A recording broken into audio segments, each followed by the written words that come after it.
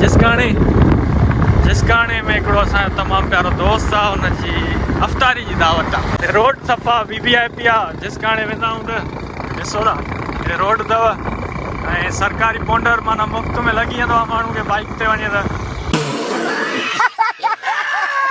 बाक़ी अगरि कार ते वञे माण्हू त पोइ वरी सिक्योर आहे। तो असां सां जुड़िया रहिजो।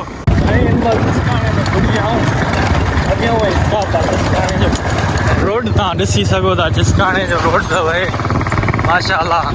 जेको हिन रोड तां गुज़रंदो हूंदो हुनखे ख़बर हूंदी रोड जी। बाक़ी हेॾां बि पाणी अथव, हेॾां बि पाणी अथव, चौधारी पाणी आहे साईं जसकाणे में। हे साईं पुॼी वियासीं जसकाणे। हे अथव साईं जसकाणो, ॻोठ जसकाणो साईं। हिते रोड माशाअल्लाह साईं VIP अथई।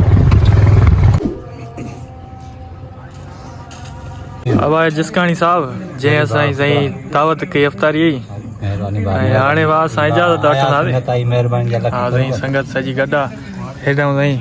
हे साईं जेको आहे सो YouTube जो को बि मसइलो हुजे त हिन यार सां राब्तो कंदा आहियूं, या Facebook जो को मसइलो हुजे हिन यार सां राब्तो कंदा आहियूं वकार साहब सां। वकारी ग़लति चई हुयमि, फराज़ साहब। हिन जो दोस्त आहे हिकिड़ो वकार ऐं फराज़, ॿई आहिनि सोलंगी।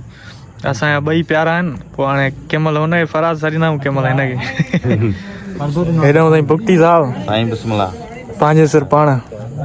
हेॾां साईं पवड़ साहब गॾु आहे असां सां। साईं आतिफ़ साहब खां वठंदासीं हाणे मोकिलाणी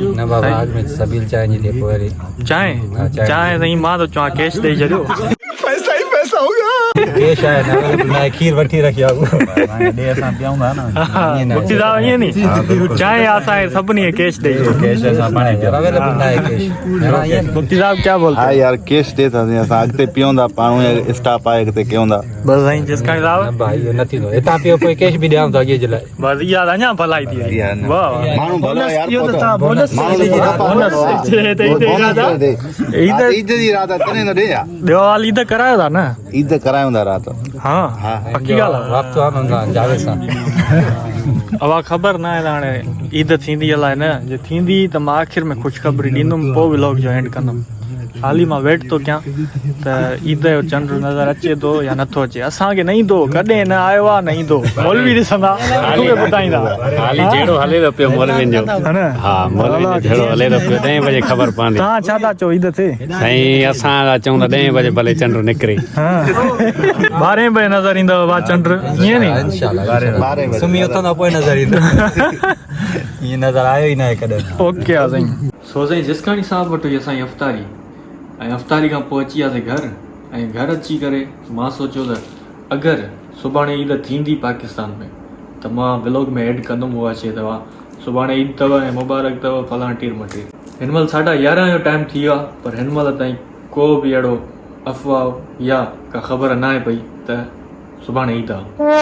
ख़ैर सुभाणे ईद न आहे ऐं सऊदी वारनि खे एडवांस में ईद मुबारकूं चयो। मां ॿुधो आहे त सुभाणे सऊदी में ईद आहे, पाकिस्तान में न आहे। बाक़ी पाकिस्तान वारा रोज़ो रखंदा ऐं उन खां पोइ व्लॉग जो कंदासीं एंड। अगरि तव्हांखे व्लॉग पसंदि आयो हुजे त कमेंट में ज़रूरु ॿुधाइजो ऐं मिलंदासीं नेक्स्ट व्लॉग में। तेसिताईं सिंध सलामत, साथ सलामत, सदाईं गॾु।